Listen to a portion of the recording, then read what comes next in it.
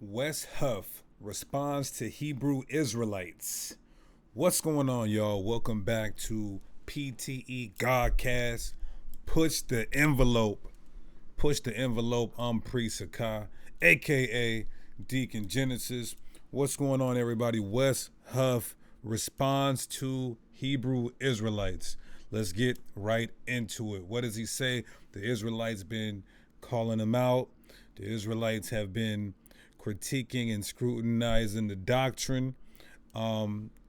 He finally responds on inspiring philosophy. So let's take a listen. Fair use is going to be our thoughts and comments on this content. Do that. Wes, can you debate or make a video exposing black Hebrew Israelites? Vocab Malone, I think, has that covered.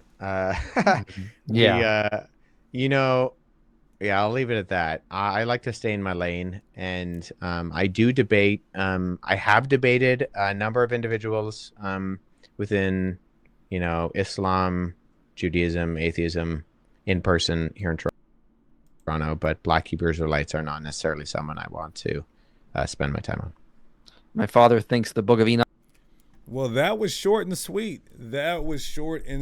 And we know the Israelites whoop feet. We do know the Israelites whoop feet, and that was short and sweet. Although it was short and sweet, it was compact. He said a lot of things. So let's run it back, y'all. Let's run it back. Enoch is true because from a few weeks ago. So let's run this back. A number of individuals within Vocab Malone, I think, black horrible things going on there. We should definitely do that. Wes, can you debate or make a video exposing black Hebrew Israelites?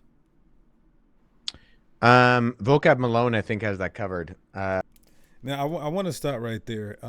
Vocab Malone is someone who plenty of Israelite leaders in the community have spoken with. I've talked to Vocab Malone, had a couple conversations with him on YouTube. He has it to where, this is a video of him and Guerrilla Hebrew. They did a debate, and this debate was called the most respectful debates ever. The most respectful debate ever. And this is by the guy who,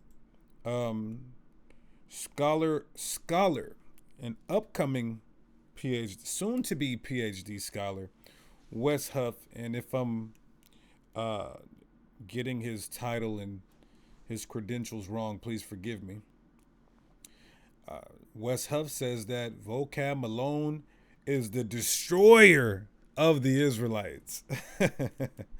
Well, to be honest with you, Vocab Malone has battled with the best of the Israelites, and he has not got the best of the Israelites. Of course, I may say that biasly, but when you look at all the discussions that he's had, and it's the same thing. So this is why we had to step higher. There was a debate with PhD scholar Dr. Michael Brown. So is it, we're trying to figure out, is Wes Huff saying that we don't have respect? The Israelite leaders don't have respect? The Israelite leaders don't have scholarship? The leaders of the Israelite community doesn't have academics,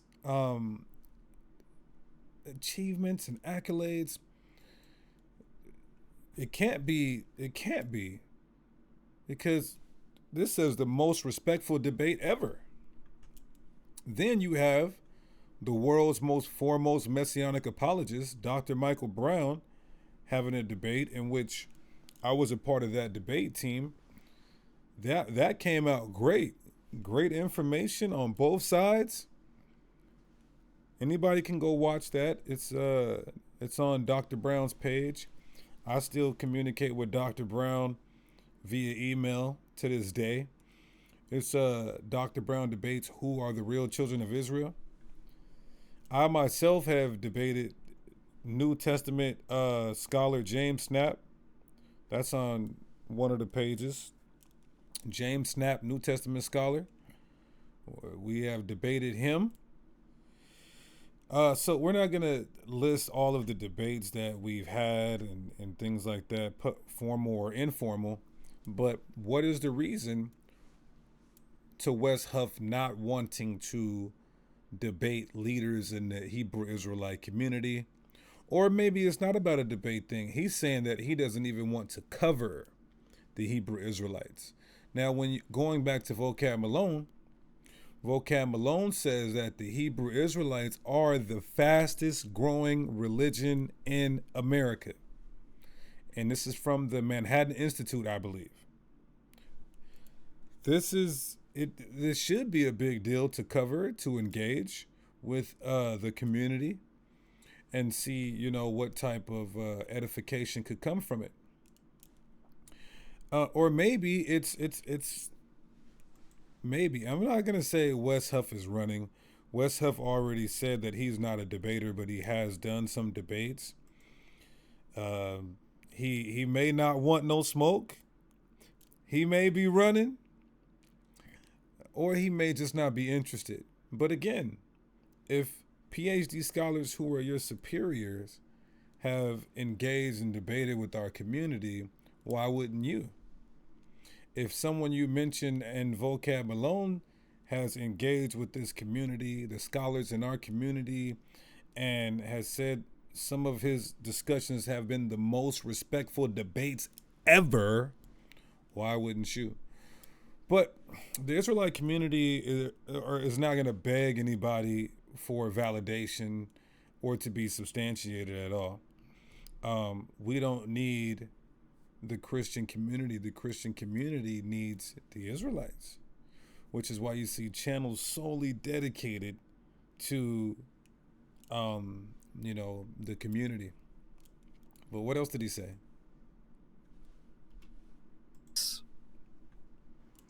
Vocab Malone, I think, has that covered. Yeah. And Vocab Malone, although he does have a channel dedicated to the Israelites, the latest statistics say that we are still the fastest so-called religion, which we don't believe in organized man-made religion, but that's what they want to classify us as.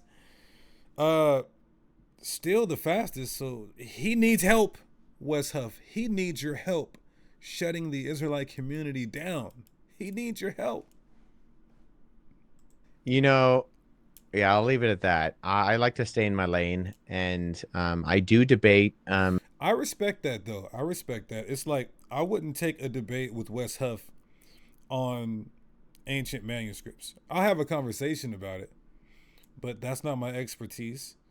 I'm very familiar with and educated on the ancient manuscripts, but that's his expertise.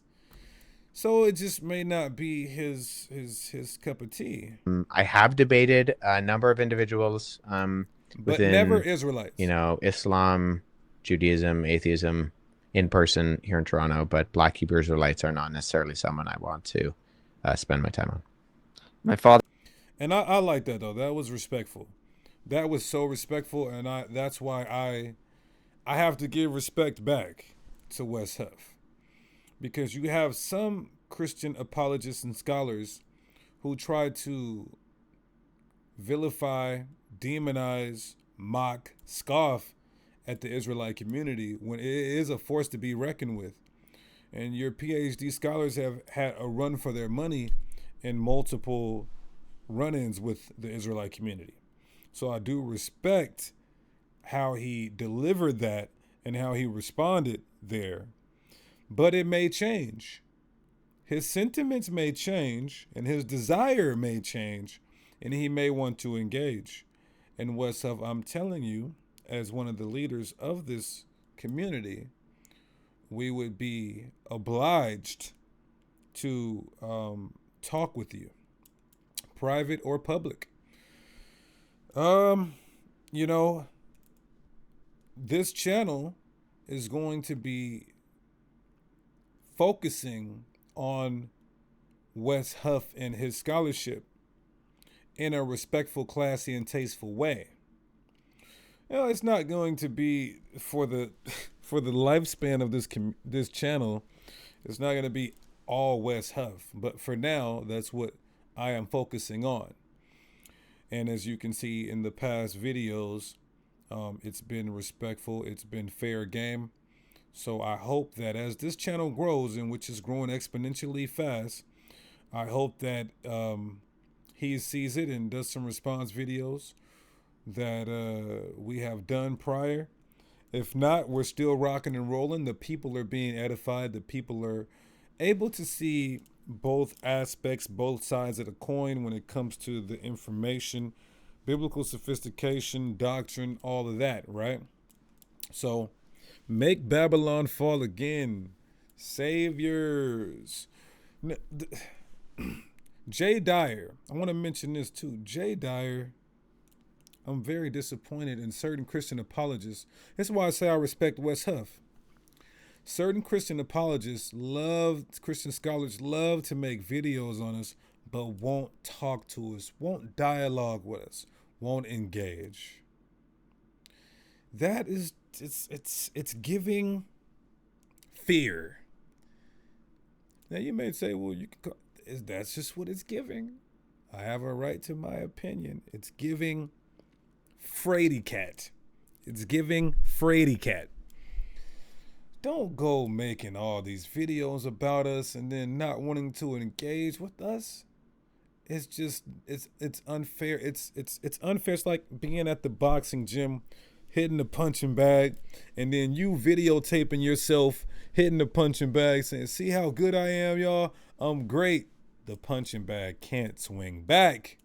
Everyone's doctrine sounds good until it gets tested.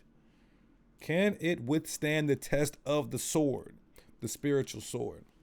So I respect that.